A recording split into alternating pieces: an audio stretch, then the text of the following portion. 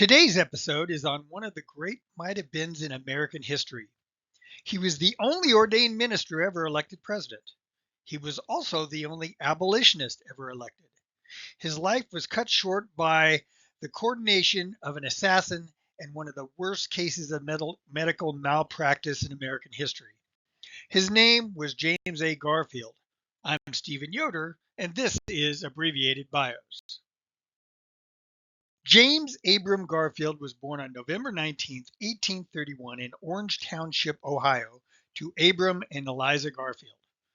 After his father died less than 2 years later, Abram grew up in extreme poverty.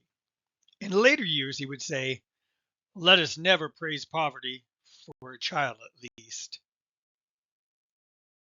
Eliza wanted her son to continue his education, but James left home at age 16 to work on the Ohio and Erie Canal.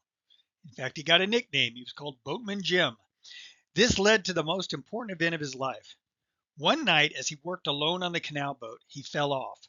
He thrashed around in the water and yelled, but everyone was fast asleep. He managed to catch hold of a rope hanging from the boat. He pulled himself up and found that the rope was not tied to anything. It was caught on a crack on the deck. "Providence only could have saved my life," Garfield said. Due to this incident, James had decided God had saved him for a purpose. He decided to go back to school. In 1851, he began attending Western Reserve Eclectic Institute. By his sophomore year, he was taking classes and teaching as an assistant professor. He transferred to Williams College and graduated in 1856. Western Reserve then hired him to be the college's president. In 1858, Garfield married Lucretia Rudolph, whom he had met in high school. Their marriage struggled to survive for many years, but by the 1870s, it was very solid. They would have 5 children together who all lived to adulthood. When the Civil War broke out, Garfield organized a regiment in Ohio. He became a hero when he defended Kentucky from a much larger Confederate force at the Battle of Middle Creek. Then he was promoted to Major General after his heroic actions during the Battle of Chickamauga in 1863. Meanwhile, while he was at war, he was nominated for the House of Representatives in 1862. Without campaigning, he was elected. He then left the Army at Lincoln's request to serve in the House of Representatives. He served there for the next 18 years.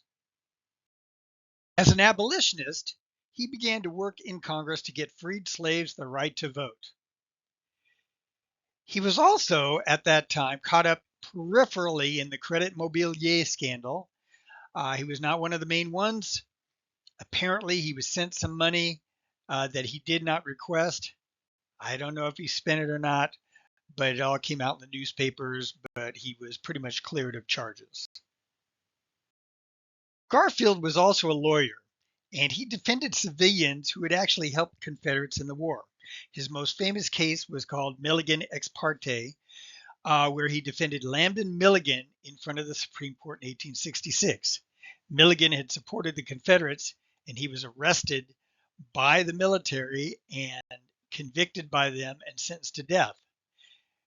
Garfield argued that civilians should not be tried by military courts, and he won that case. Now for a little Garfield trivia. At parties, he would often take questions from the people who were there, and he would write his answers at the same time in Latin and Greek with different hands because he was ambidextrous. Once, during a lull in the House of Representatives, Garfield created a proof of the Pythagorean theorem using a trapezoid that had never been done before. Garfield was also an ordained minister of the Disciples of Christ Church, and he preached in their pulpits many times. In 1880, Garfield decided to run for the U.S. Senate from Ohio. He came to the Republican convention in Chicago to make a nominating speech for Secretary of the Treasury John Sherman. The party was divided on presidential candidates, and nobody seemed to be very exciting. Then Garfield stood up to make his speech nominating John Sherman. He spoke of the destiny of the Republic, and soon people were chanting, "We want Garfield! We want Garfield!" After the speech, he discouraged anyone wanting to nominate him. The favorites remained Grant or James G. Blaine or Sherman. Nobody had enough support to win. The convention voted ballot after ballot with no one getting a majority. As time went on, states began to switch their votes to Garfield. Garfield was finally nominated on the 36th ballot. So he was nominated for the presidency, an office he was not even there to seek. He chose machine politician Chester Arthur as his running mate to placate Roscoe Conkling. It did not placate him. In the general election, Garfield squeaked out a victory against Civil War veteran Winfield Scott Hancock, 214 to 155 in the Electoral College. In the popular vote, he only won by about 10,000 votes.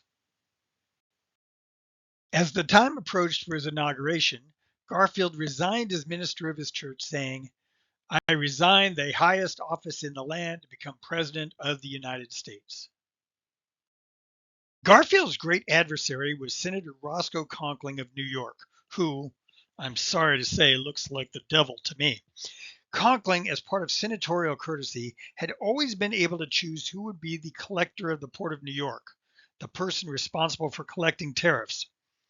Conkling always chose one of his political cronies. Garfield considered that corrupt and wanted his own man there. Conkling resisted, and Garfield insisted that this nominee be ratified before all other nominees. The Senate was at a standstill. Finally, Conkling and the junior senator of the New York resigned, intending to be reappointed to show his power. To Conkling's great surprise, he was not reappointed. Garfield's man was confirmed, and this incident established the president's power to nominate his own men over senatorial privilege. On July 2nd, 1881, President Garfield, along with Secretary of State James G. Blaine, entered the train station to travel to New England. Charles Guiteau was an obviously mentally ill man who had been turned down by Garfield for a post as minister to Great Britain. He believed God was telling him to kill Garfield to make Chester Arthur president. When Garfield passed him at the train station, he fired 2 shots into Garfield, one hitting his arm and the other going into Garfield's back. He shouted, "I am a stalwart, and now Arthur is president."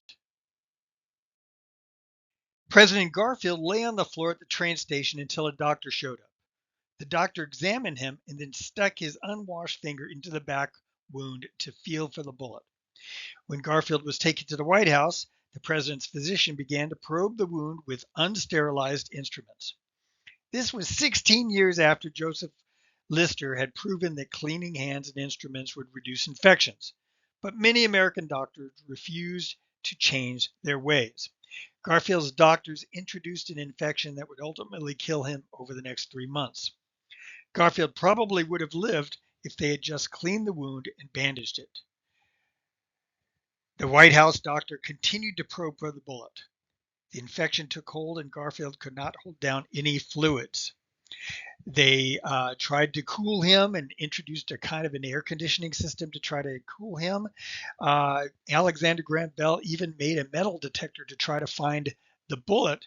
However, he didn't realize that the bed that Garfield was on had metal springs, so it kept getting different readings. So they never did find the bullet until after he had died, and the bullet was nowhere near where they thought it was. President Garfield underwent great torment before dying on September 19, 1881. He had lost 80 pounds during that time. The autopsy showed that the bullet was lodged behind the pancreas, not where the doctors were probing. His body was riddled with a sepsis infection. He was laid to rest in Cleveland, Ohio. His casket can still be seen at the Garfield Memorial, even today. James Garfield is the great what if of the American presidency. In his inaugural, he stated that blacks deserve the generous encouragement of all good men. So far as my authority can lawfully extend, they shall enjoy the full and equal protection of the Constitution and the laws. How might have America been different if he had been able to carry out all of his plans? Thank you for listening to Abbreviated Bios. If you like this sort of thing, give it a like, give it a thumbs up, and subscribe. Thank you.